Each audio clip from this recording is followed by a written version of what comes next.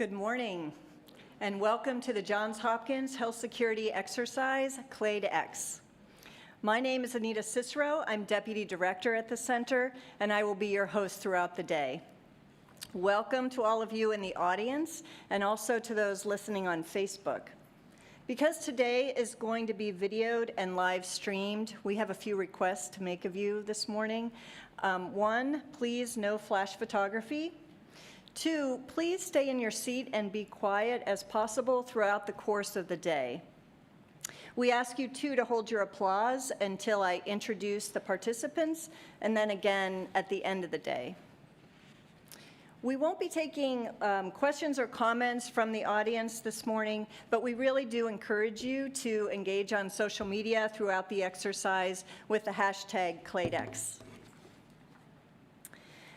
The goal of today is really to illustrate the potential consequences of a pandemic, think about the challenges that would pose, and also to consider some policy solutions that would improve those outcomes.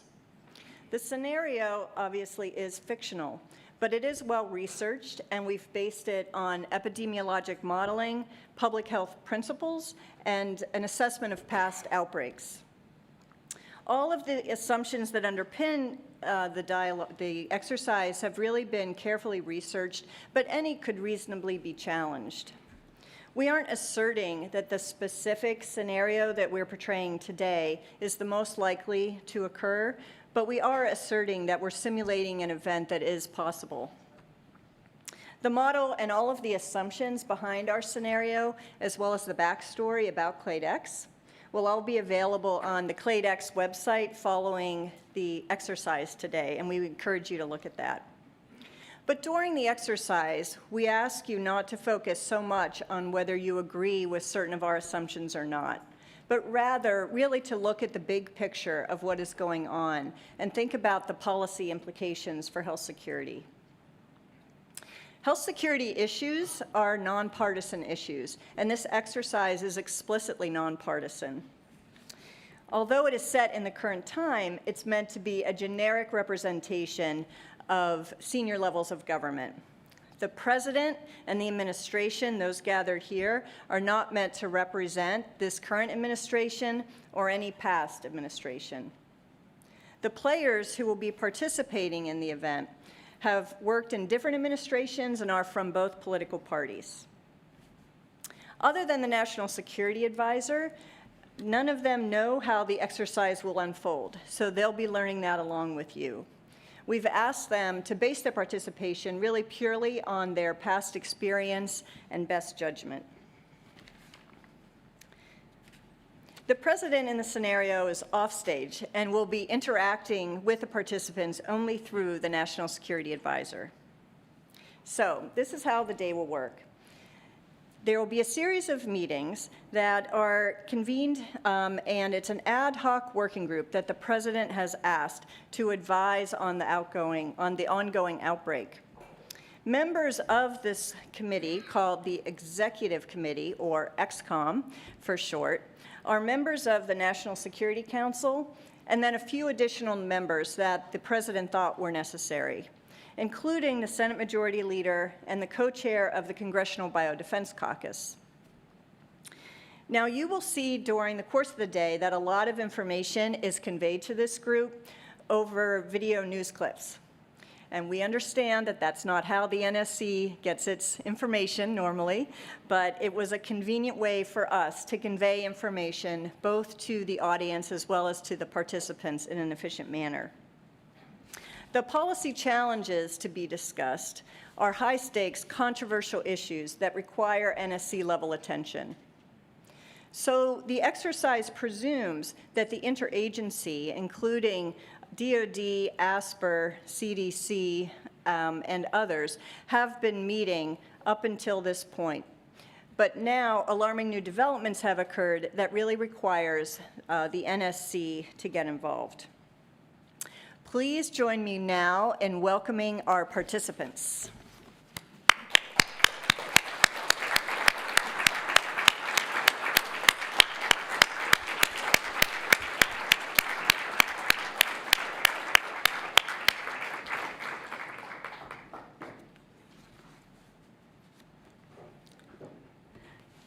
John Bellinger will play Secretary of State. Jim Talent will play Secretary of Defense. Jamie Gorelick will play Attorney General. Margaret Hamburg will play Secretary of Health and Human Services. Tara O'Toole will play Secretary of Homeland Security. Jeff Smith will play Director of the Central Intelligence Agency. Tom Daschle will play Senate Majority Leader. Representative Susan Brooks will play Co-Chair of the Congressional Biodefense Caucus. Julie Gerberding will play Director of the Centers for Disease Control and Prevention. And Tom Inglesby will play the National Security Advisor. So here is the world situation as the exercise starts. It's May 15th, 2018, and this is the first XCOM meeting. The U.S. is still engaged in military operations in Syria and Afghanistan, and we are in the midterm primary election season. An outbreak of a new serious respiratory illness has been recognized in Germany over the past several weeks. And the scenario now starts with the National Security Advisor convening the first meeting of the XCOM. Thank you all again for coming on short notice. The President needs your advice and judgment. He's called you together here because of your experience, your knowledge, and your national leadership. We've got a very serious situation. To start the meeting, I want to begin with showing you the Global News Network clip from this morning.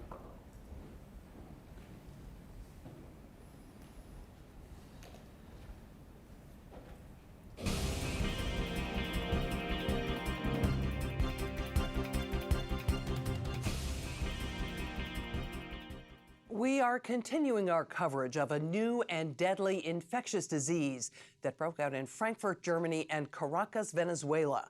2 days ago, the World Health Organization responded by declaring a public health emergency of international concern, a highly unusual step and an indication of its deep worry.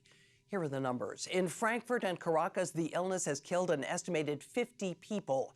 There are 400 confirmed or probable cases, with additional reports of suspected but unconfirmed cases.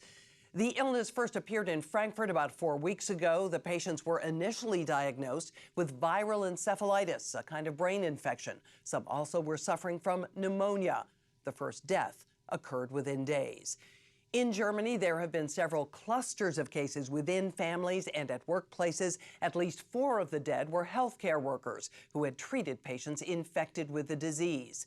Based on this, German authorities have concluded that the illness is likely spread to person, probably through inhalation of the virus. Our medical reporter Emily Schmidt is at the CDC in Atlanta with more. Emily, what can you tell us? Jean, CDC officials tell us that most cases are occurring in healthy adults, but there are some cases in children and the elderly. 3 U.S. Air Force service members at Ramstein Air Base have been diagnosed with the disease. Multiple hospitals are involved in Germany, including the U.S. Army's Landstuhl Regional Medical Center. Patients are being placed in respiratory isolation. Many worried well are showing up at emergency departments and clinics. Public health authorities in Germany have been working to isolate the sick and track those who have been exposed. Now, this disease is characterized by fever, cough, confusion, and in many cases, coma, respiratory failure, and death. Initial tests to identify what was causing the outbreak were all negative, but scientists at the Robert Koch Institute discovered a previously unknown virus in the spinal fluid of several of the patients, a new type of para-influenza virus. Para-influenza is a common respiratory virus. It's unrelated to influenza and typically causes colds in adults and croup in kids. It does not normally cause severe illness in otherwise healthy adults. Thanks, Emily. Venezuela is reacting very differently. Authorities there are denying there is an outbreak, despite reliable reports from people in Caracas of hospitals being swamped by hundreds of suspected encephalitis cases. There are no details or accurate numbers for us to report. However, Colombian health officials have confirmed that 3 people who fled to Bogota from Caracas for medical care do have the virus. How is the rest of the world responding? Well, Australia, China, and South Africa are restricting travel from Germany and Venezuela. Health officials around the world are screening travelers and investigating possible cases. As of now, there are no reported cases in the U.S. As you can imagine, this outbreak is major international news. Numerous media outlets are in round-the-clock coverage mode. Some are calling the outbreak a flu pandemic, and one network has dubbed it the German flu, although experts emphasize that para-influenza and influenza are unrelated, and there has never been a para-influenza pandemic. Scientists have now given this new strain a name, para-influenza Clade X. You are going to be hearing a lot more about it in the days, weeks, and possibly months to come. Okay, so there we are. And with that as the background, I want to invite Eric Toner, Senior Director for Global Health, Security, and Biothreats from the NSC, to brief us on what the U.S. government is doing to start. Good morning, everybody. Here is the timeline of recent events. The first cases of the outbreak seem to have appeared in Frankfurt approximately 4 weeks ago, and in Caracas approximately 2 weeks ago.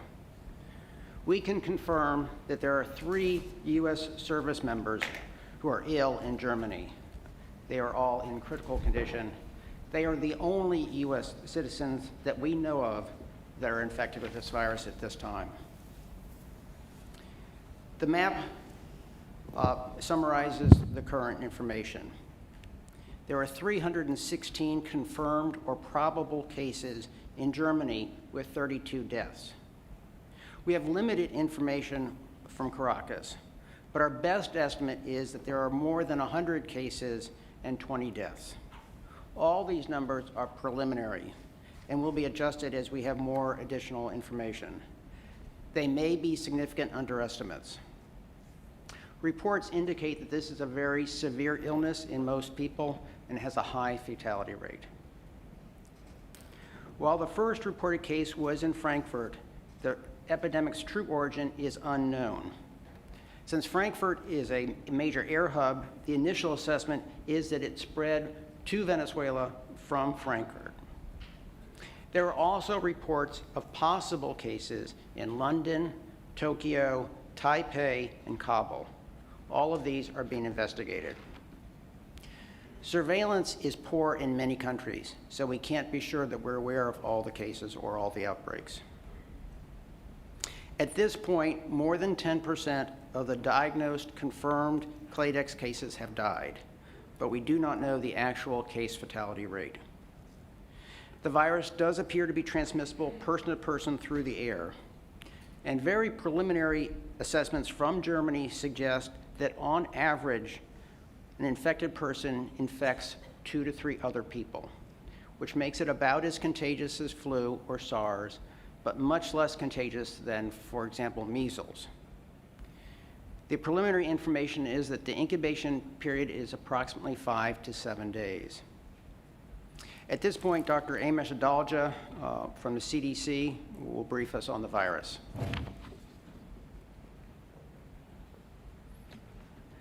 The genetic sequence of the virus has been posted online. Clade X seems unrelated to any of the previously known human parainfluenza virus strains. Within a virus family tree, a group of related organisms is called a clade. Since we don't know how this virus relates to its other family members, it is now widely being called Clade X. Like the initial cases of SARS and MERS virus, the origin of Clade X is uncertain. We know that most newly discovered human viruses, what we call emerging infectious diseases, result from animal viruses that jump the species barriers from animals to people. So that would be our initial hypothesis. Germany has shared a sample of the virus with the US, and so NIH and CDC, in collaboration with top US parainfluenza scientists, are analyzing it. There are no known antiviral drugs that seem likely to be helpful for the disease, although thousands of licensed drugs are being screened. There have been human parainfluenza virus vaccines in development for years, but none are licensed. And our initial assessment is that none that are in development are likely to be effective against this strain of the virus, given its genetic distinctions. But we will be examining that. Vaccine research has been initiated by US government and pharma labs, in a number of other countries, including China, India, Brazil, and the EU. The best estimate by leading vaccine producers is that it could take a year or more to develop, test, and manufacture a vaccine for the Clade X virus. Thank you, Dr. Adalja. Just to reiterate, this is not influenza, but the CDC does judge this to have pandemic potential because it is a novel virus and it does seem to exhibit efficient human-to-human transmission. The CDC has developed a PCR test for the virus. Currently, it is only available at the CDC and some international laboratories. It will be pushed out to state laboratories in the coming days and weeks. Travel alerts have been issued for both Germany and Venezuela. Alerts have also been issued to hospitals and health departments. Any patient meeting the case definition should be isolated and reported to the CDC. The CDC, in collaboration with Customs and Border Protection, has started issuing health questionnaires and is implementing fever screening at U.S. airports for all passengers on direct flights from Germany and Venezuela. Thank you, Dr. Toner. So you've heard what the government is doing in response to this. What the president wants to know first is what should our priorities be? You've seen what we're doing. What are we missing? What should we elevate? What should we be focusing on as a government? Secretary of Defense. It seems like we have a major problem, and I think we have to make a decision here. The president has to make a decision whether we need to publicly treat it that way. I would. And so we have to have secure, regularized lines of communication to the press and the public from the beginning. And I think they need to believe that we're telling them what we know and what we don't know, and that we're going to be consistent about it. I would banish from this table the idea that we're going to be able to keep anything secret anyway, or that we should treat the American people like children. I think we all need to start inventorying what assets we have available in our respective departments. To the extent we haven't already done it, I'm going to do that, including in the Guard, because we're going to need to know what is available, and I'm going to pay some special attention to logistics, supply, lift. I think we need to canvass what legal authorities the president has, and when we ought to invoke them. I'll defer to the Attorney General.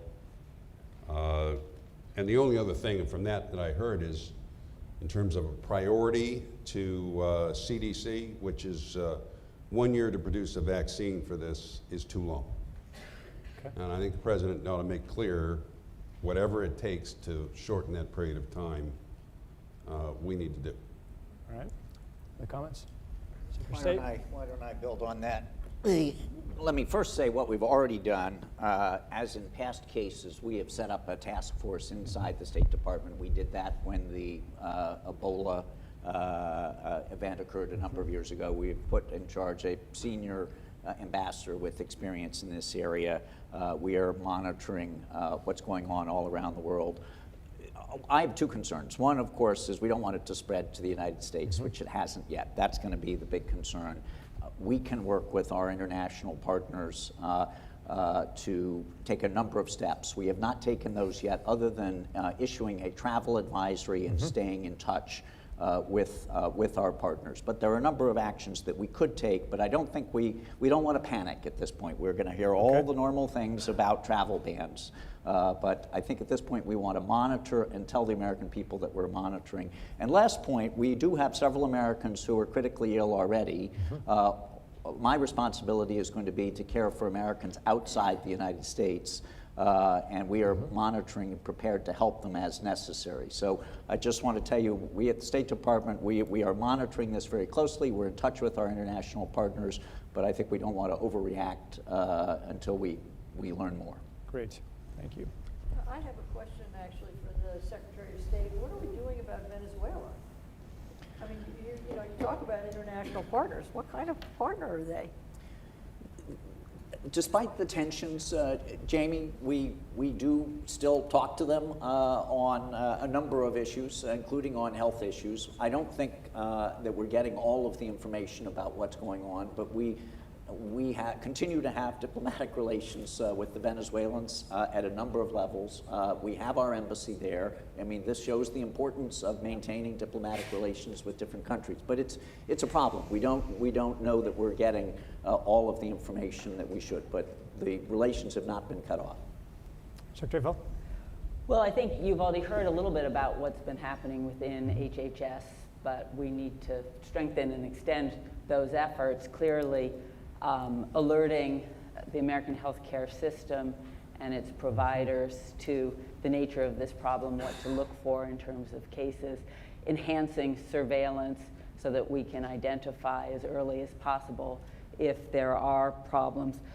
It's going to be very important to ensure we have appropriate respiratory isolation capacity should patients emerge, and we do have a network for routine care and emergency care, but we need to be working closely with that system. We need to really be canvassing to make sure that we know where our capacities are. I think we want to understand a bit more about this virus as well, this para-influenza virus, in terms of the nature of the organism. And now that we have a sample, NIH and CDC are going to be working hard to deepen our knowledge, including if it possibly could have been bioengineered. I think that is an important aspect that I'm sure the Secretary of Defense and Secretary of State will be engaged with us closely on, as well as colleagues in the intelligence community. I would like to know whether there's any evidence of animal engagement involvement with this particular outbreak, because we do know that there are animal variants, and I think there's a lot of concern that this could involve that. And I didn't hear anything about animal cases, but I think that's going to be very, very important.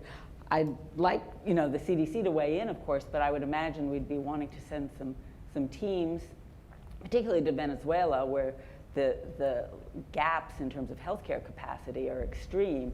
And I think we have an opportunity to help them try to better contain spread, but that is time urgent.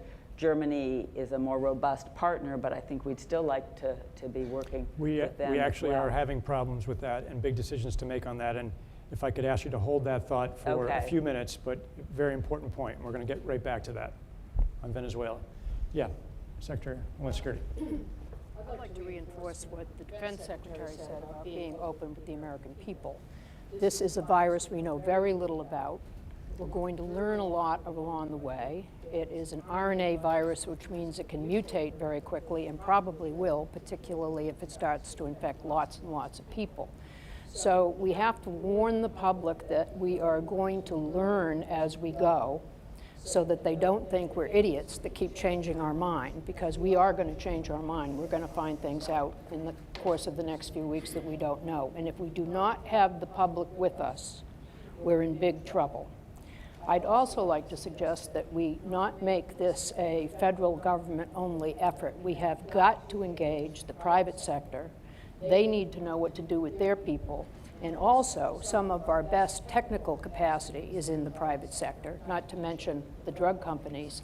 But our best scientists, with no disrespect to NIH and CDC, are also in the private sector. And in addition to task force inside the government, we should engage some of these top scientists and drug makers in our deliberations as well, right from the beginning, so we know we have the best advice.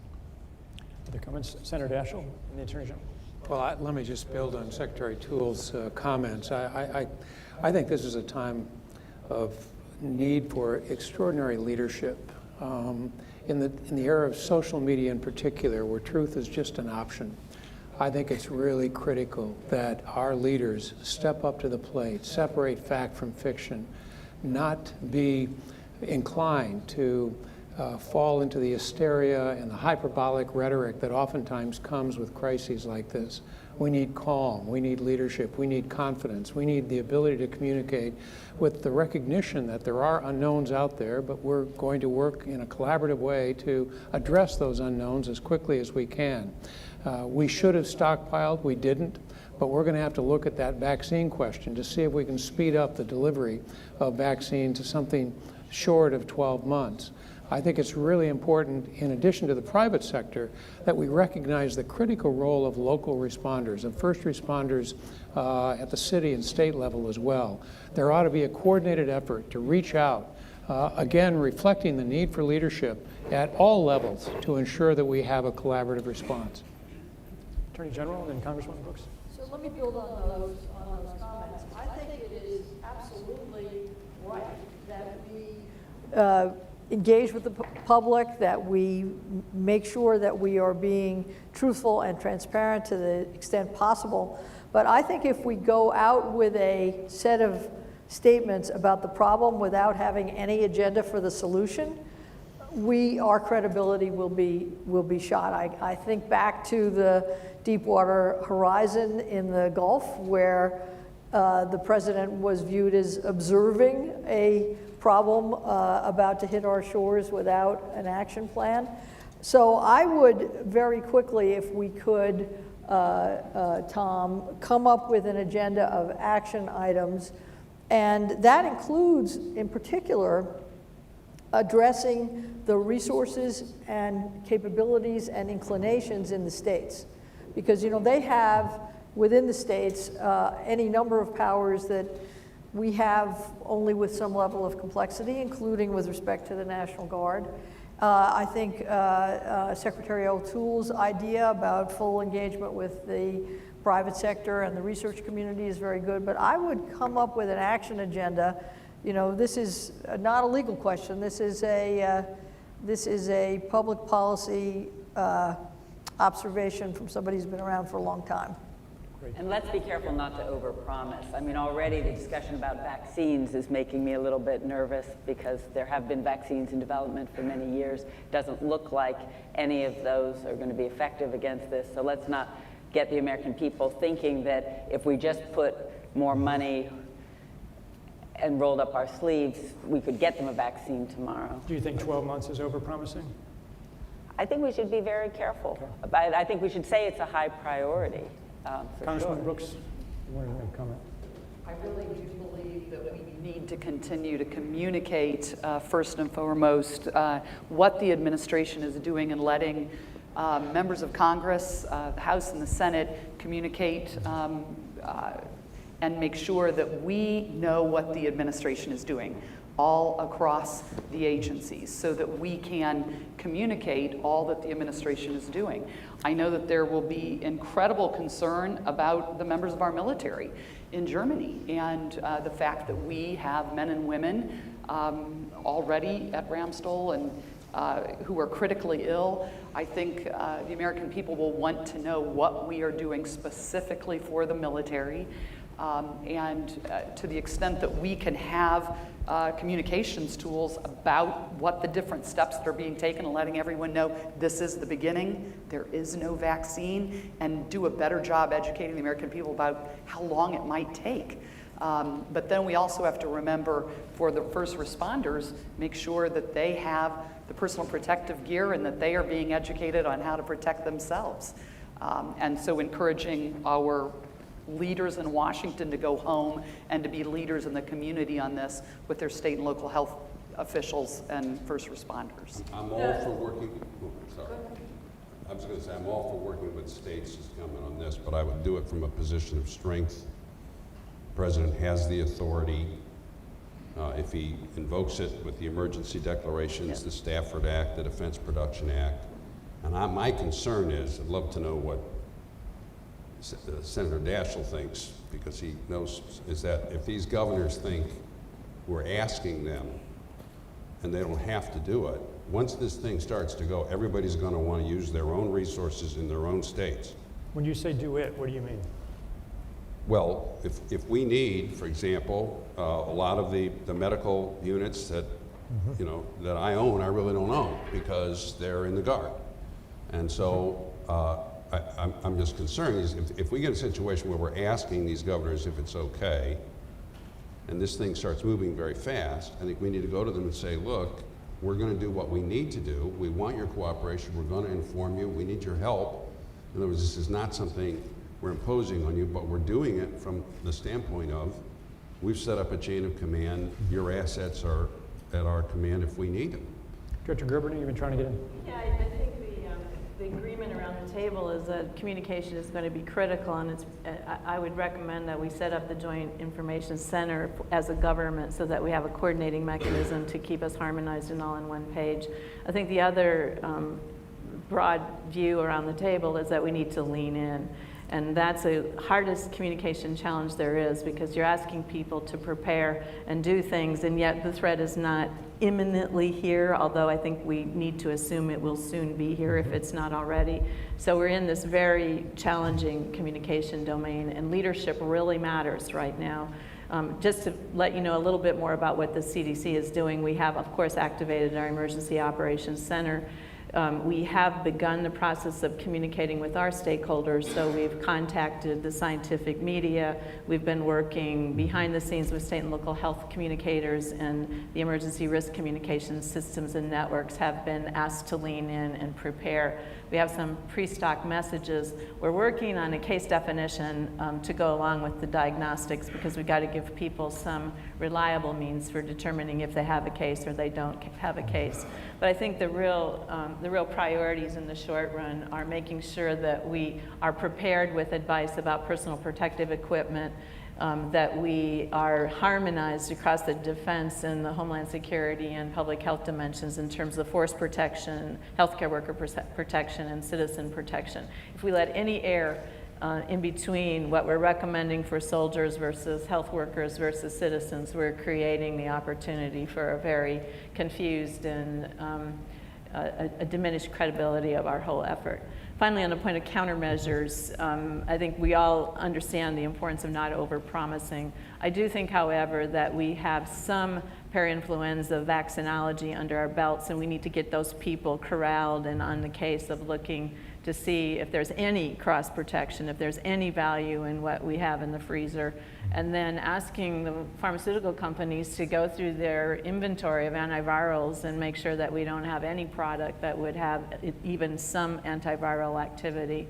And then finally, as we've seen with every single new pathogen outbreak that we've contended with, there's always the attempt to use serum from surviving patients as passive immunotherapy. And as you know, Dr. Fauci has recently brought that forward in the New England Journal as a potential option. So we need to at least get those scientists and that energy underway as a potential therapeutic, if not a prophylactic. And just one add-on, I'm asking the FDA to work closely with CDC on the diagnostic, because we can't just have CDC as the only lab that can be doing that. Absolutely. We need to get it available in an emergency use authorization context so that we can have broad continuity of definition. And Secretary Bellinger. And I'm certain all of us are going to want to hear from the CIA director, because he may know some things that we don't. But just listening to all this, and I am the least expert, as you know, Tom, around the table in these disease issues, and it's good to see everybody, in fact, leaning in and getting ahead of things, because they've seen these before. On the other hand, your job is to advise the president, and I don't want panic being created amongst the American people. This may get worse, but we're talking about military assets, we're talking about vaccines, we're talking about healthcare kits. So we need to have the president say we are monitoring. Right now, this is in 2 countries around the world. There are some Americans who are sick. This could spread, but we have seen when a president can create panic amongst the American people about external threats, and we get the American people overly exercised. So again, we're just not there yet. I would urge you to have the president instill a sense of calm to say we're monitoring this right now. Our departments are doing the things that are necessary. I would not use the word, I would not make the basic message we're monitoring. If there's as great a danger in terms of public confidence if we are perceived as underestimating this, and then it becomes something that the average person thinks of as an epidemic that threatens their lives. So obviously we need a balance. I'm not talking about going out and, you know, waving it with our hair on fire. But I do think we need to let people know that this is, that CDC's issued this in the World Health Organization because this is a major threat to the public health. And we're taking action in addition to monitoring. And I would be careful about the messaging. I think they've got to see us leaning in. Plus which, and again, maybe I'm too sensitive to the Congress, but if the president is seen as not taking vigorous action, they're going to start firing from the Hill yesterday. I agree with that. Tom, I Director think Smith, did you want to say something? Just to give you a chance. First of all, as this group knows, after 9/11, the intelligence community made a conscious effort to devote a lot more energy to collecting and analyzing the threat of bioattacks. We may not have spent enough, but we've certainly focused on it. And when this first broke out, I sent a note, a cable to all stations and bases saying, what do we know about this? And thus far, we have no indications that this is anything other than a natural outbreak. But in any public statements the government makes, I think we should say we have no current information that this is anything other than a natural outbreak. As this group has also heard me say, the definition of an intelligence officer is someone who goes into a room, smells the flowers, and looks for the coffin. So part of me is apprehensive about the possibility that this may be man-made, and we know that ISIS and Al-Qaeda worked on efforts to develop a bioweapon. They worked on anthrax, they tried to make sarin and so on, and we've seen attacks by other groups. So as we go forward, we on the intelligence community side will increase our efforts to work with our liaison partners. I want to make sure that we cooperate with all the groups that are set up here, but we need to, at the moment, keep our eyes open and see what else may arise. Okay, if I could, thank you, Director Smith. If I could direct our attention to another issue that's come up that we need to deal with before we leave today, which is our decisions regarding travel policy and preventing the spread to the United States. And to put that in political context, I want to show you this clip that just came in this morning on the morning news. Joining us now is Senator Gerald Watson. Gene, I'm headed to the White House along with 5 of my colleagues, Democrats and Republicans, to demand a temporary but complete ban on all persons traveling from Germany and Venezuela. We can surely prevent Clade X from crossing the Atlantic. We understand some cases may get through, but it would be foolish to let tens of thousands of airline passengers per week make that trip until we get this terrible outbreak under control. Dr. Toner, tell us about this decision. Yes, as we have discussed, all travelers from Germany and Venezuela are being screened for symptoms and told to report illnesses. But people with very mild disease may be missed by this screening. Furthermore, this does not protect us from people who are incubating the disease. As we've noted, Australia, China, Singapore, and perhaps other countries have shut down all travel from Germany and Venezuela. A poll issued last night found that 65% of the American public is in favor of suspending all travel from Germany and Venezuela. The U.S. has a $170 billion in annual trade with Germany. It is our largest partner in the EU. And 40,000 travelers per week come to the U.S. from Germany. So, furthermore, suspending travel from any country to the U.S. For reasons of an infectious disease would violate both WHO and WTO agreements. So the decision on the table is whether we put into place any kind of travel ban between the U.S. and Germany or U.S. and Venezuela. And I understand that the President wants us to look at this very closely, given public opinion and given that at least a number of countries have begun to do this. We've already started that discussion with Secretary of State. Secretary Toole, do you want to make a comment? Yes, we've had several experiences of diseases breaking out, and the first instinct is to close the border. And we have proven beyond a reasonable doubt that this is a bad idea. It's almost certain that the disease is already circulating. We've had rumors of that in Tokyo and Taipei and so on, in London and so forth. During SARS, Singapore very rigorously screened people coming into their borders for fever, screened 3 million people, found no cases. Remember, they were a hotbed of SARS. So this is an opportunity to do something that is going to accomplish nothing other than diverting resources from real problems. It is very difficult to do. We have extraordinarily active borders, not to mention people coming in illegally. It puts our border protection personnel at greater risk. We are going to spend an awful lot of time trying to track people coming in. Remember what happened during Ebola, when entire health departments were diverted to tracking plane travelers, none of whom ended up having Ebola. We have to be very careful about this decision, because if we end commerce with the countries now named, we're soon going to be ending commerce with a whole lot of other countries, I would suspect, as we find more and more cases in different places, and it's going to become unmanageable. I would also suggest that one of the things that we ought to look into right away is the specific resources we know we are going to need. For example, personal protective gear, like masks, come almost exclusively from China.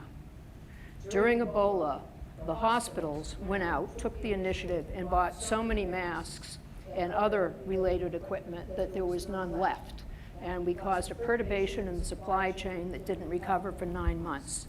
So we have to think carefully about what we really want to do, whether we have the resources to actually enforce these actions we determine, and whether they're really going to make a difference, or they're going to put us in this position of saying, well, we stopped Germany from sending travelers to us, but now we're going to renege on that idea of guarding the borders because we can't handle all of the different countries who are infected. Okay, Director Gerberding and then Secretary of State. Yes, thank you. I couldn't agree with the Secretary more. CDC has the quarantine authority, and we've looked into the science behind these kinds of interventions since SARS. You're absolutely right. This will accomplish nothing in terms of disease containment and will cause unnecessary disruption, particularly supply chain disruption, that will create a major bottleneck in terms of getting what we need. Our supply infrastructure is already at a critical capacity. But also keep in mind, Frankfurt, for example, is a major airport hub. Even if we prevented travel from Frankfurt, people travel from Frankfurt to every other country in the world, and we would have to then ban the second leg of their journey coming into the United States. So it is just simply not effective, impractical, and potentially harmful. Secretary of State and then Secretary of Defense. And I just want to strongly agree with both the Secretary and the Director on this. Again, let's see what happens in a few weeks' time, but it's certainly premature now. The country has historically not put in place travel bans for health reasons like this. The Secretary does have authority the President has authority to ban a class of people if we be detrimental to the interests of the United States. But we are not there yet. There are other ways to address this. Our consular officials can interview people. Not everybody in Germany is sick at this point. There are people in parts of Germany who have not touched anything. We can address this, at least initially, and I defer to the experts here, through consular interviews and screening. And remember, just if we stop travel directly between Germany and Venezuela, people will just go through other countries. So we'll just encourage evasion. Last point, I again would want the Attorney General's views, but we can't stop Americans from coming back to the United States. Secretary of Defense. I agree with this, but I think we have to empower the President and the Press Secretary. So I think we're really going to have to give them the reasons why it's not in the interests of stopping this epidemic or this potential pandemic to do this.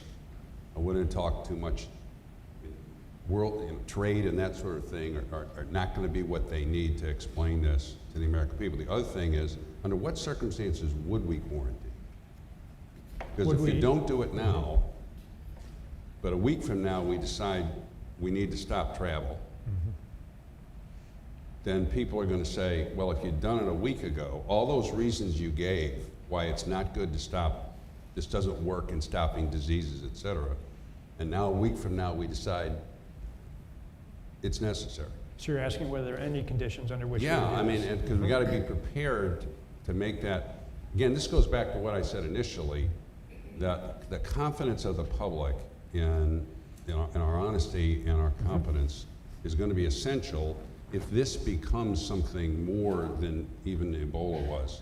If it doesn't, then it doesn't, at the end of the day, it'll kind of go away. If it does, though, we have to have that. So we have to anticipate what, what our communicators are going to be hit with. So is this something that we think we might have to do a week or 2 weeks from now? Senator Tom, Daschle. I'm sorry Tom, to interrupt, but there's some intelligence that's just come in that is relevant to this discussion about the travel ban.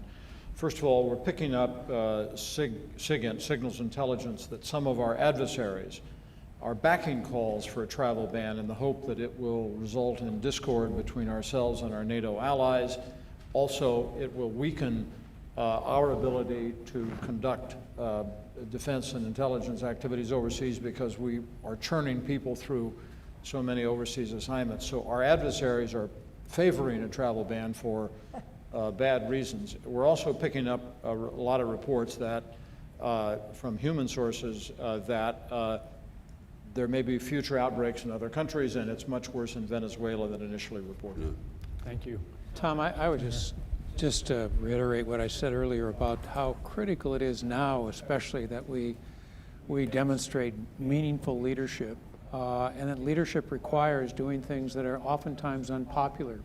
I've got a number of my colleagues who have just voiced increasing opinion that we've got to take action, and this is the simplest and most direct way to address the problem, at least initially.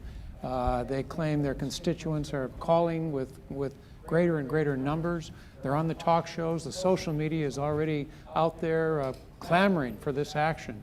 So leadership is going to require, and I defer to my colleagues who know so much more about this than I do, if a travel ban is not the most appropriate policy, we need action to say what the alternative to a travel ban must be. Action or actions, but it has to be done simultaneously. You can't say we're not going to do this and then wait a few days to come up with something else. We have to be able to have an answer. If not the travel ban, what?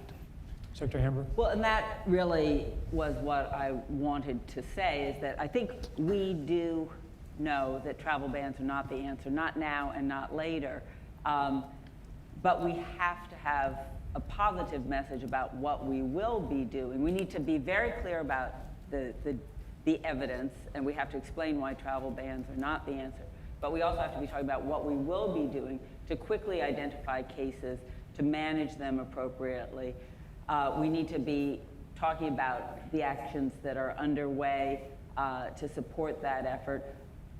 I don't know when we want to start talking about other kinds of activities that might need to be taken, such as reducing, social gatherings, whatever, and begin to, get people thinking about that as a possibility. I don't know, and that's something I'd really like input from others that have been directly engaged in how best to sort of stagger certain messages. But I think, number one, we need to probably be realistic that in this case, we're likely to have more cases in the US than we did with Ebola because of where the disease is and the nature of the disease, and that... Should that be part of our message now, that we expect there to be cases? Well, I think probably yes, because it's, SARS, we were lucky. I mean, I still don't understand why we didn't have more cases in the US, but everything about this makes me believe that, it's a question of when, not if. Congresswoman Brooks, you must be getting pressure from your constituents. Absolutely. Our phones are ringing off the hook from morning until night, and then our voicemails are full when we get in the morning. And so, and we do have this large growing group of members that are calling for the travel ban. But I think that if the administration were to come before us to educate, again, continue to educate us about why a travel ban, why you're opposed to a travel ban, I think that would be very important, whether it's in a classified setting but bring all of the members of the House and Senate together to educate us as to what the game plan is going forward and why a travel ban is not the way forward. Then we could potentially, keep the pressure from the speaker and from the leader in the Senate of bringing something like a travel ban to the floor. But I think that we have to have more education, and there has to be more information than, occasional briefings coming from the administration. Yep. If I could jump in there, I agree with both of these. This is what I was trying to say earlier about the lessons of Deepwater Horizon, not a communicable disease, but one where the lesson was you have to go beyond monitoring to say, here's what we're going to do, particularly if you're saying no to something that sounds aggressive and protective. I just want to assure my colleagues here that we have, particularly since we changed the regulatory environment a year ago, all the authority in the world. So if we, for example, in our screening decide we need to detain people who we believe we have a reasonable belief will be communicable, could communicate this disease, we can do that. We can set up state facilities. We don't have to be supplicants to the Secretary of Defense's point. So I think that we should not be worried about legal authority. To be sure, there's some things that we could not do. But for the most part, any of the reasonable things that one would want to do, and certainly the reasonable things that one would want to have in one's pocket, we have. Although, again, to be clear, unless we really stretch the Constitution, we could not tell Americans that they cannot come back home. Yes, but I actually think, Mr. Secretary, that's not the top of the worry list. That's not the top of the worry list, but there will be Americans coming back home. There are constraints, absolutely. Now, in terms of, let's just say that the CDC sent workers to Venezuela or Germany, medical professionals, and they wanted to come back, we would still screen them. I would actually like to, because it sounds like, fortunately, there is a consensus now for not having a travel ban, but we do need to explain what would work instead. And so I would actually be interested in spending a minute or two more from our experts on the sort of screening that can be done. I understand from our internal experts that our consular officials can delay issuance of visas until there is more screening. I have spoken to the German ambassador, who of course strongly opposes a travel ban, and have asked them to help us in Germany to do more screening. This is an advanced country. They have the resources to do it. I think they're prepared to work with us. But I would actually, to the extent, as the majority leader says, if we're not going to have a travel ban and sort of rush to judgment, what's the alternative? We need to be able to explain and have the president explain how this would work. I agree with you. I want to hear that as well. But I also want to, since it seems like we have general agreement that that's the wrong decision, we should not have a travel ban in place, how do we explain to the president and to the American people why Australia and Singapore and China are all putting one in place? So our allies and our other major countries in the world are beginning to do something like this. So how do we explain the discrepancy? Well, I think, as many have said, we have to say what we are going to do. In terms of that particular question, I think we say we are not going to engage in useless political activity. Instead, we are going to depend upon our scientific prowess and our capacity to innovate and try and get ahead of this thing. We need to do a couple of things. We need, and I'm sure CDC has already done this, tell people how they can protect themselves. We need to get to employers and encourage them to have people stay home if they have any of the early symptoms. We have a big problem here, and we're already talking a little delusionally, if that's a word, about our capacity to monitor. This is a relatively long incubation period. We have no diagnostic test. The screening we're talking about. Diagnostic test right now. We have a PCR Yes, diagnostic it's not a test. rapid You have test. no rapid point of contact diagnostic test. So it's, I presume, days before we get that result back. We need to create a rapid point of care diagnostic test that answers yes or no Do you think you have parainfluenza in an hour or two? We can do that now with the current technology. We do not have it on the market, but that ought to be the #1 scientific priority.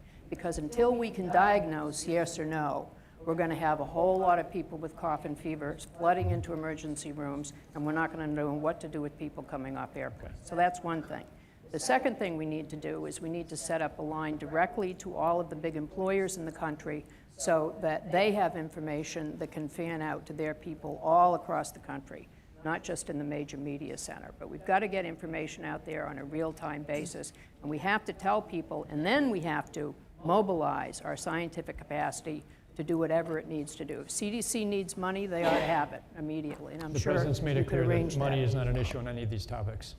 So whatever we need, you're going to get. If I could just, we have not yet given the President an explanation that's sufficient for why we're not going to do the travel ban. If our medical authorities say it is counterproductive, I will support not doing it. But if what we're going to do, with all due respect, is come in and say that these other countries are engaged in foolish political exercises, you're going to have some explaining to do. And because their medical authorities evidently think it helps them. So what would be a strong and the enough? rest of it. So it's just, we have not given him enough. Look, I used to be in electoral politics before I got this position, and you're not helping the members either. They've got to, the ones who are going to support us have got to answer that question, okay? What is the CDC of Australia? They're crazy, or whatever the equivalent thing is. We've got to give them a better answer. Maybe we don't have to do it at this table right now, but What's a we need strong to send enough them on. rationale? What would be strong enough? I think it for has to be because it's in the interest of the health of the American people to permit it, and maybe that the effort it would take to say I was going to divert people away that we need for care. So it has to be done in terms of their health, not in terms of, oh well, it would screw up trade with Germany. I mean, I just don't. It doesn't work in stopping disease, and we've got to get that message across clearly and definitively. It is hard when other countries have jumped in, but I think as Secretary O'Toole said, we had a real-world experience with SARS in Singapore, and it actually didn't work. And there are many other examples as well. So we have to be able to lay out the case and underscore the case that it doesn't work with it actually is counterproductive because it's hugely resource intensive, hugely disruptive.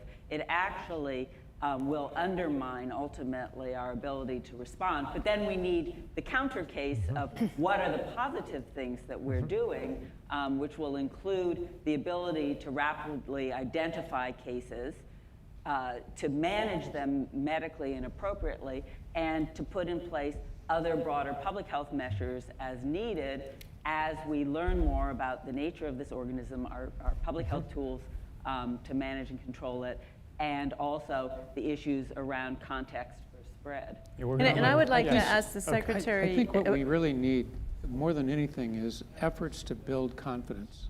When there's this much disarray and concern and potential for hysteria, I think confidence building is critical, and that's going to require two things. First, a plan of action, and that plan of action has to be very clear and concise, and I would say a 5-point, 10-point, whatever it is, a plan of action. And then secondly, a communication and coordination authority to make sure that that plan of action can be implemented as quickly as possible. They've got to include Congress. It has to be executive and legislative together, along with the private sector and the governors and those who can help at the local level. But a coordination and communication authority is critical to help build that confidence. Director Gerberding.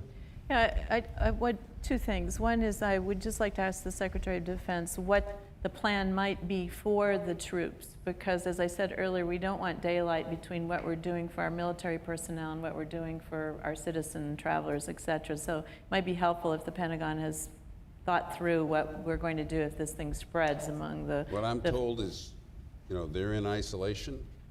They're treating the symptoms. I mean, I don't know. Obviously, they're strong. They're all in good shape. And we're hopeful that they're going to make it. And we're tracing everybody they've had contact with. So I'm told that we're following all the normal protocols. I completely agree that we need consistency in terms of how we're dealing with different first responder emergency, frontline personnel. And so we need to probably have, if we haven't already, interagency consultation about that, but I agree entirely. The other point really was to remind people of what we did do during SARS, because I think we learned a lot of lessons from the United States perspective. We deployed EIS officers and a number of other public health personnel to the airports who handed out a yellow card to every returning passenger that defined the symptoms, the alert about the areas that were affected, the symptoms that would represent a concern, the incubation period, and what to do if they had a concern through the hotline and through other public health communication mechanisms. So while that is not the same thing as screening, it was a face-to-face reminder, and I think it served us well. We had a number of false alarms, which is what we desired. But at the end of the day, we did not end up in the US, as you know, with sustained transmission. So whether that had anything to do with it or not, it may be luck, as Secretary Hamburg suggests, but I think it was an action item that reassured people on re-entry that we were visibly doing something that was in the best interests of our travelers. It's helpful. Okay, I'm going to take those views to the President. Thank you very much for very clear judgments about that. We have a problem coming from a different direction, which is, what are we going to do about Venezuela? Secretary Hamburg already began to talk about this, Attorney General Grillick. So I want to show you a final clip from this morning on that situation.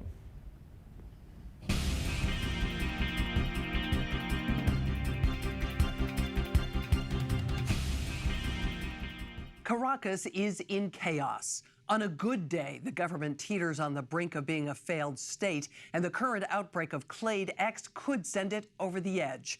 Although government officials are still denying there is an outbreak, hospitals are overloaded, and reporters on the ground say many sick people cannot get the medical help they need. Cuban doctors have arrived, and several Russian military planes have been spotted at the airport carrying what appear to be medical personnel. Our sources say they have also seen Iranian and Chinese teams disembarking. How dire is the situation? Well, a few hours ago, I spoke with a senior physician from the Venezuelan Health Observatory, a research center at the Central University of Venezuela in Caracas. He asked to remain anonymous, but sent me this statement. He writes, "The government says nothing is happening. It is lying. The hospitals in Caracas are overflowing with incredibly sick patients. The hospitals don't have the isolation capabilities to handle those who are admitted, and many people are being turned away. The hospitals just don't have the capacity to handle them all. So families have to take the sick patients home, and this spreads the disease." He writes, "The only thing that will stop this epidemic is massive international intervention, like the response to the Ebola outbreak in West Africa.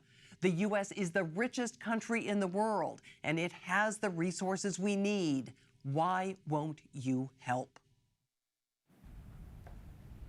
Dr. Toner.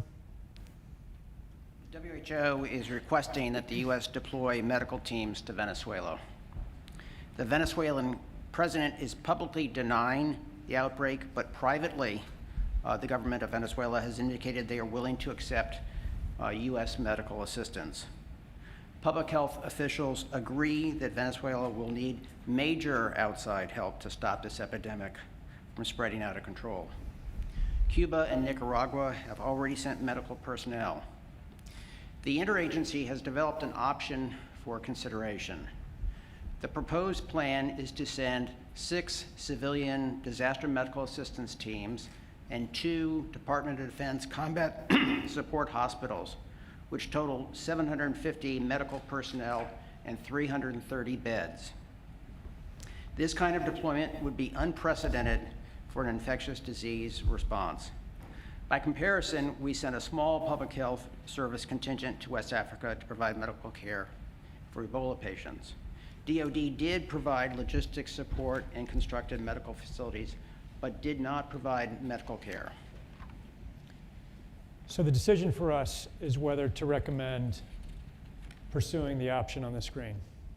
Should we deploy a substantial DoD and civilian medical support effort to Venezuela at the start of this outbreak to try and get this under control? Secretary Bellinger. So I would support this request. One of the things that clearly we do have to do if this crisis is going to be spinning out of control, which again, it's too early to tell, but it looks like it is heading in that direction, is we are going to have to lead internationally. And we've got the connections with countries all around the world, both with friends and with adversaries. So we are going to have to lead. Venezuela is not North Korea. That would be a more difficult situation. We have tense relations with Venezuela, but unless my staff tells me otherwise, Venezuela is prepared to accept our support. So I would strongly recommend that we do that. In addition, we need to work through other countries who have got similar concerns. If the Russians and the Cubans have already been invited in, we need to work with them and with other countries who have relations with Venezuela.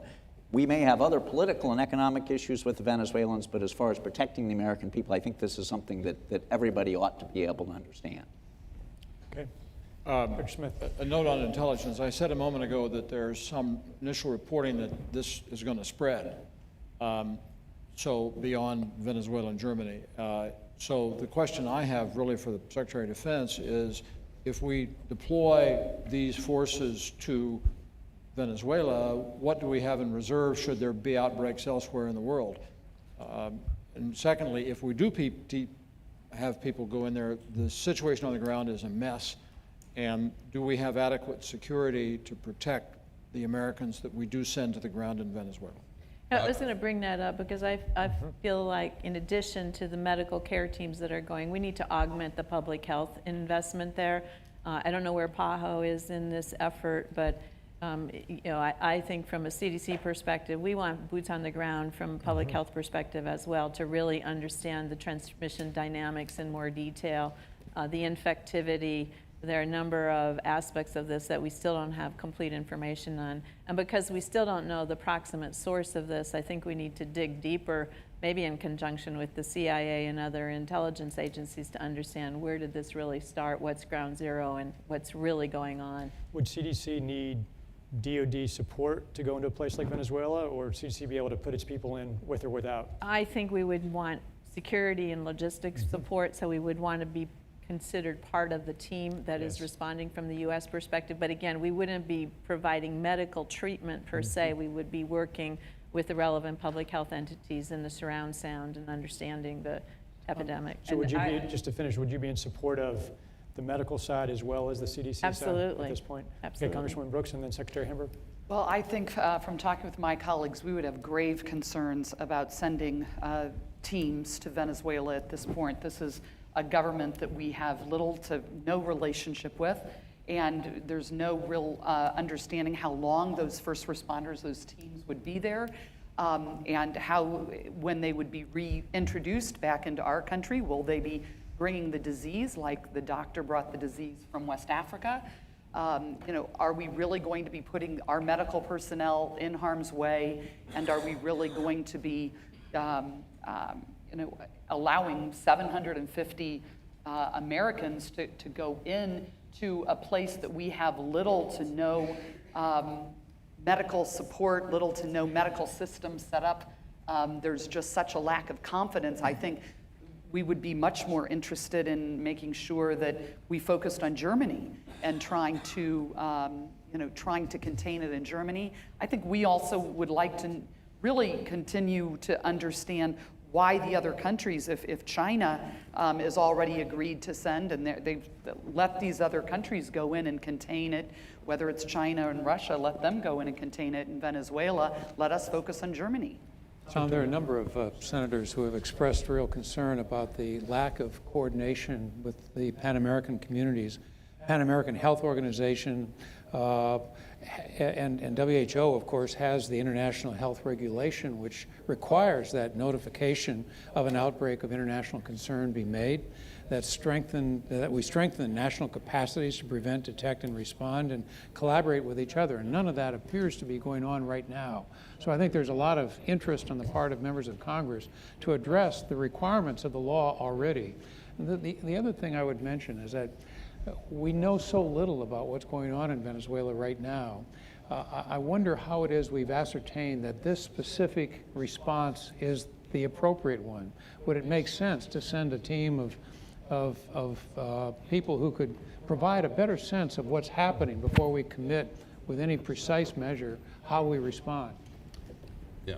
Secretary Hamburg, I think you were. Well, I just want to say, clearly I'm not an expert on geopolitics, but in terms of infection control, I think it is clear that Venezuela is now becoming an incubator of disease, that our best bet to be able to control global spread, including to the U.S., is to get as close to the source and contain it as quickly as possible.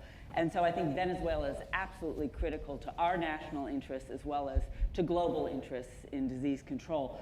I think we do want to coordinate with other countries. There's no reason that we have to come in and do it all, but I think we want to have a very clear picture of what is going to be the capacity on the ground, what can and will be done, because this is time urgent. I do want to say that we are prepared.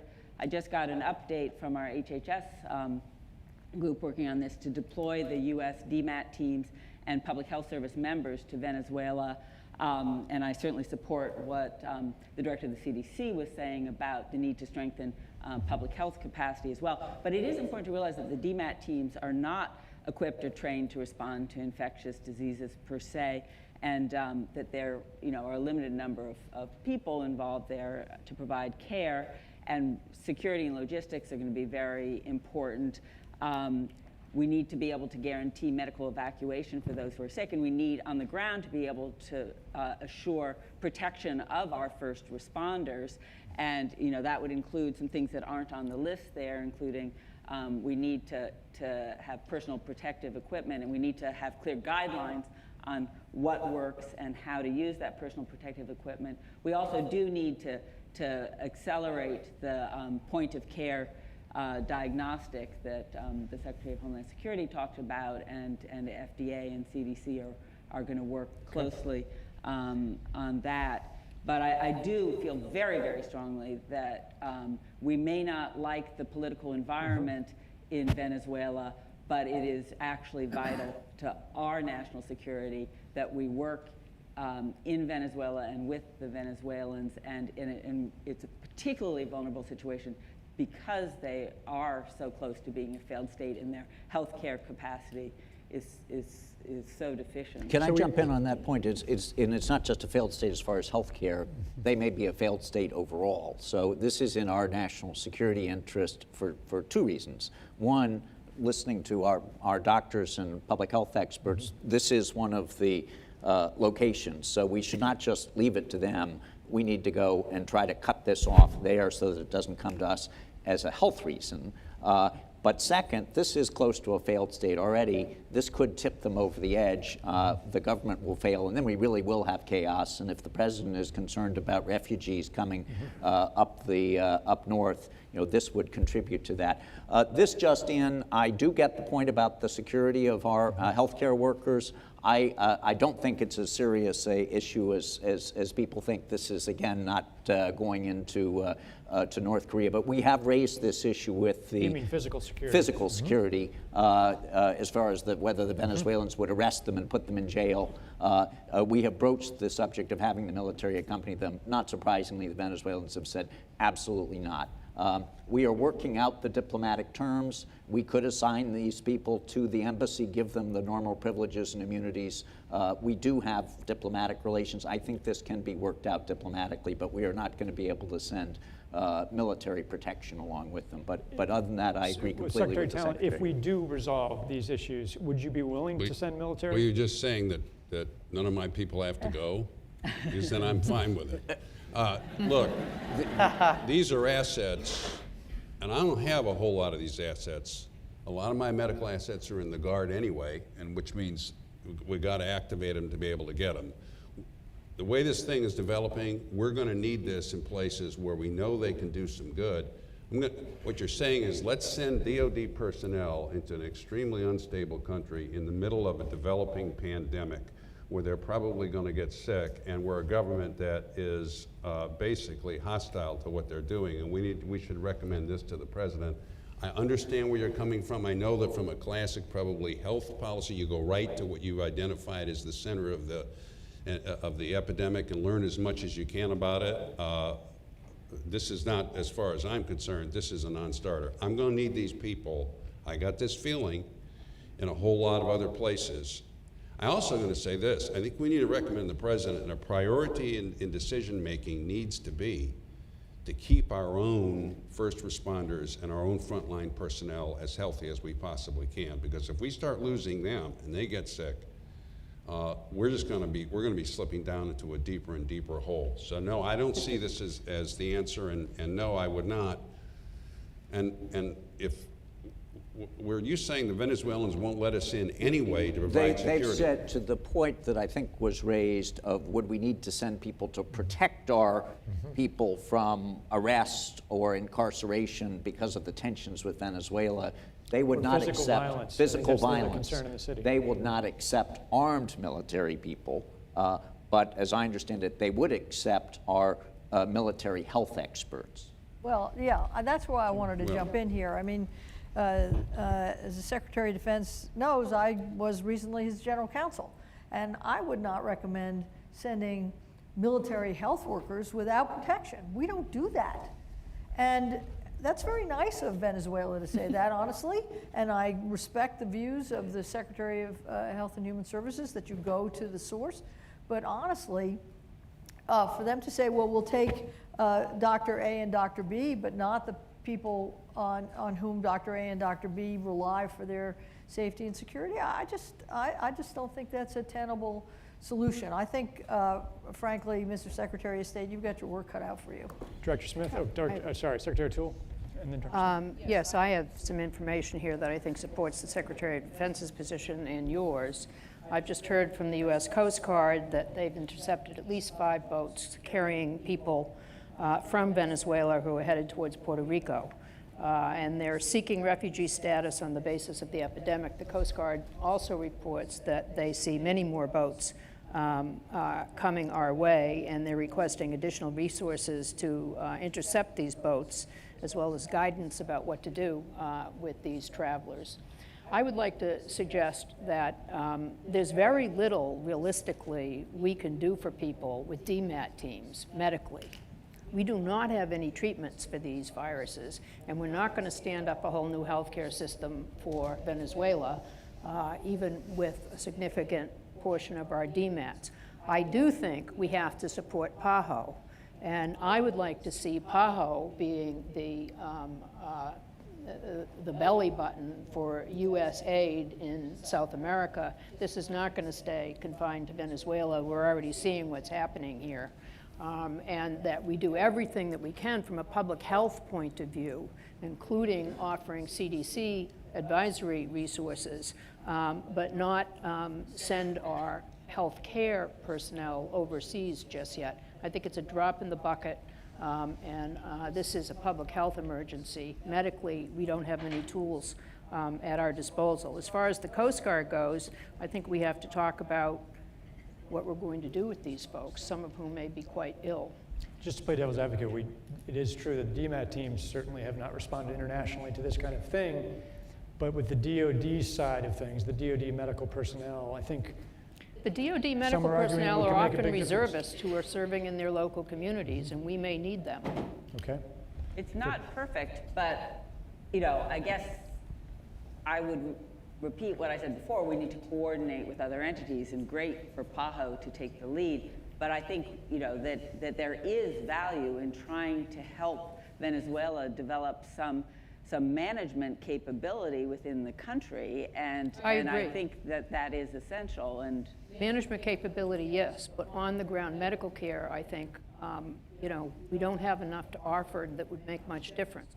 Public health advisory, absolutely. And then we have to organize the rest of the world to join in. We can't handle this on our own. I think that's right, but I think we need to figure out what can be done within Venezuela, because otherwise... Well, what about Brazil? They have considerable medical resources. Can we get them to take the lead in South America? Well, this is something that we have been working on. I mean, I'm taking the recommendation of the interagency that we have the expertise to send. I defer to others on the effectiveness of that, but certainly the one thing we really can do and are good at the State Department is working with our partners around the world. People are not always responsive, and sadly, when we beat up on them on a regular basis on other things, they are not often as willing to help us in our time of need. That's one reason it's important to have good diplomatic relations with other countries. But we can do this. Brazil, there are lots of countries in the world that fortunately have better relations with Venezuela than we do, and they've got good medical care. The one thing I think we shouldn't do is just leave Venezuela to rot, because it will, one, become a worse public health crisis for us, and as I said earlier, potentially result in the collapse of the government and hundreds of thousands of refugees. And all those cases will trickle out. We will, for you in the health area, if you will let us know which countries you think have got the best health capabilities, I will be on the phone with their foreign ministers to ask for their help. Director Smith? I have two intelligence reports to pass on. One is amplification of what Dr. O'Toole said about the number of boats that are coming. We're picking up lots of signs of that. Many, many more boats coming out of Venezuela. Secondly, disturbingly, the Russians are clearly trying to take advantage of the situation in Venezuela and are using this as a screen to establish a much larger presence in Venezuela, way beyond just the immediate health concerns. So it presents a particular challenge to the United States as to how we respond given all of these considerations. So would it be in your judgment that on a geopolitical level we should be doing more in this situation? The intelligence business is not about providing policy advice. However, we can say that the impact of not doing something has lots of consequences, not just in terms of healthcare in Venezuela, but also in terms of our geopolitical position. But may I follow up on that, please, Mr. Director? I'm mindful of your initial comment and observation that the Russians were, and some of our adversaries were trying to foment a problem here. And I wonder whether drawing us into Venezuela is part of that. I mean, I think we need a view, and I appreciate that you're not in the policymaking mode, but I think we need a view from you and your agency as to whether this is part of an action on the part of our adversaries to weaken us, divide us, and distract us by engagements that will disable us at home. The answer to that is yes. We're getting a lot of indications that, as I said earlier, our adversaries are trying to take advantage of this. They're trying to champion a travel ban knowing that it's hard for us to do, that it presents lots of complications. The same thing is true of the Russians. They're very close to the Venezuelans to begin with. They're now trying to take advantage of this to get a presence in Venezuela, as they had in Cuba for many years. So this presents very real challenges. Congresswoman Brooks? I'd like to just ask Secretary of Homeland Security whether or not our Coast Guard is prepared with sufficient protective gear on, their ships and boats to deal with all of these people who are now traveling between Venezuela and Puerto Rico. And with what Puerto Rico has sustained in this last year, how are we prepared in Puerto Rico to deal with the people that are going there, whether or not Coast Guard is able to pick off and pick up all of these people in the boats, or what are we going to do with them? So I'm very concerned. And then secondly, I can just share with you that I do not believe the American people will support sending 750 medical personnel without military backup.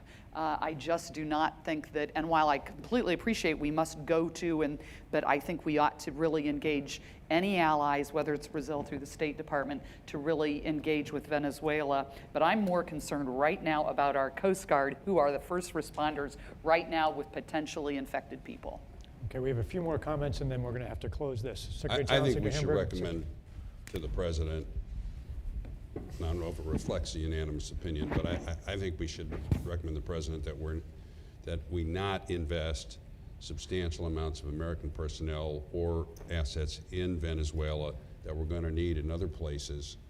The downside of it is enormous, and the upside of it is highly speculative.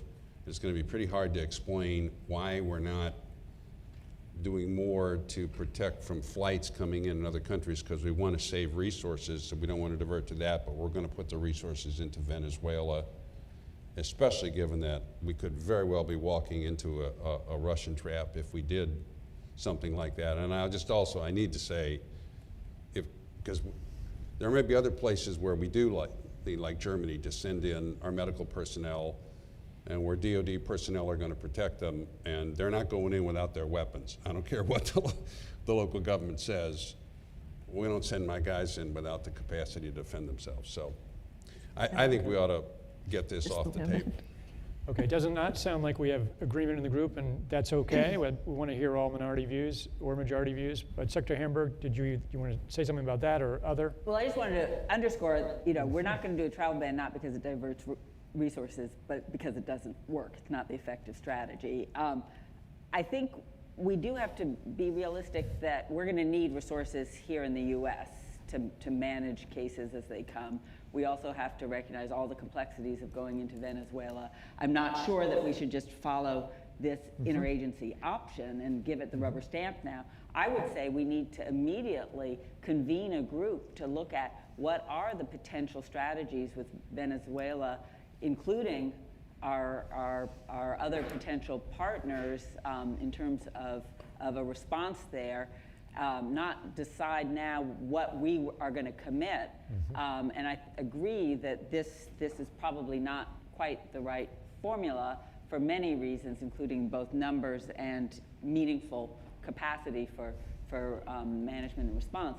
But I think we really do need to have a targeted, time-urgent focus on the situation in Venezuela to try to contain it as best we can. Senator Daschle. Tom, I've agreed with Secretary of Defense on virtually everything he's commented on so far, but I have to take issue with what he has just said. I think this is a catastrophe waiting to happen. There's an old expression, if you don't visit a bad neighborhood, it will visit you. And Venezuela is near our shores. It is chaos down there. If we don't have an urgent response to begin to contain it, working with our other allies in the region, if we don't put as much attention to that Venezuelan crisis today, tomorrow, the next day, it will be here. And we can't afford that. So we've got to stop it to the extent we possibly can before it gets here. And the only way to do that is to commit resources. There is no risk-free strategy in anything we do. We're going to have to realize that we're going to have to take some risk, but we've got to do all we can to contain it before it comes here. I'll just say I agree with that, but if the military is not going to travel without their weapons, which I understand, and the Venezuelans will not accept them without their weapons, and in fact, I think I hear even that as a medical matter, you're not necessarily recommending this, and I think we have to make as a higher priority working with other countries. Now, Yes. The other countries are, including the Russians, whether they are fomenting some of this or not, have also got to be worried about this crisis. We have an interconnected global system. There are a lot of countries in the world, including Russia, who have got to be concerned about this crisis in both Germany and in Venezuela. So we will push them harder. All the countries in the world that we think could actually help here, and we will torque up the pressure on them. Again, that's what American leadership is about. If we can't do it ourselves, then we will have to push others to help. I'd like to respond to Representative Brooks's question. Thank you. We have sufficient resources in the Coast Guard now. We may be asking for assistance from the Southern Command if the flow becomes greater. We also have a cache of personal protective gear that we have issued to the Coast Guard, so they have masks, which might be some protection. But our people are asking, what about my families? It's one thing for a member of the military to put his or her life on the line, but to bring it home to the wife and husband and kids is another issue. And I would say, again, we really need a rapid diagnostic as a first priority so that we can identify the people who truly are infectious. And I would also like to ask Director Smith, do we know if this is an engineered organism yet? If it's an engineered event, we do not yet have any reporting on that, but as I said earlier, We are trying to find out. It is possible, given the advances in genetic engineering, and we know that groups who wish to do us great harm are working on these sorts of things, but we don't have any reporting yet. Do we know if Russia worked on this particular organism in the past? I beg your pardon, if what? Do we know if Russia worked on this particular organism in the past? I have no information on that, but I will ask my staff. Okay, we're going to have to leave it there. Thank you all so much for those comments. The President really values your input on all of this. Before we leave, we need to show you one final breaking story that happened while we were meeting. New information is coming in about the Clade X virus. Let's go right to our medical reporter, Emily Schmidt, for details. Emily? Gene, anonymous U.S. government sources have told GNN that the genetic sequences of Clade X from the initial Frankfurt case reveal the virus has some genetic elements of the Nipah virus mixed in with the para-influenza genes. Nipah is a rare tropical disease. It's related to para-influenza, but it has a high lethality in humans. Human outbreaks of Nipah are uncommon. The largest outbreaks have happened in Bangladesh between 2001 and 2003, with a 70% death rate. Some experts have speculated on social media that this new virus may not have occurred naturally. They suspect the virus escaped from a laboratory researching a vaccine for Nipah. Others say it is probably occurring naturally, and there may have been some exchange of genetic elements between the viruses. CDC and WHO cannot confirm these reports and say they have no evidence of a laboratory mishap or that the virus is a biological weapon. Okay, we're going to need to get much more information on that, and we will get that to you as soon as we have it. But this meeting is now adjourned, and we will call upon you again shortly for more valuable help. Thank you. Thank you. We will now take a short break, but please be back in your seats at 10:55. The next session will start at 11 a.m. Thank you.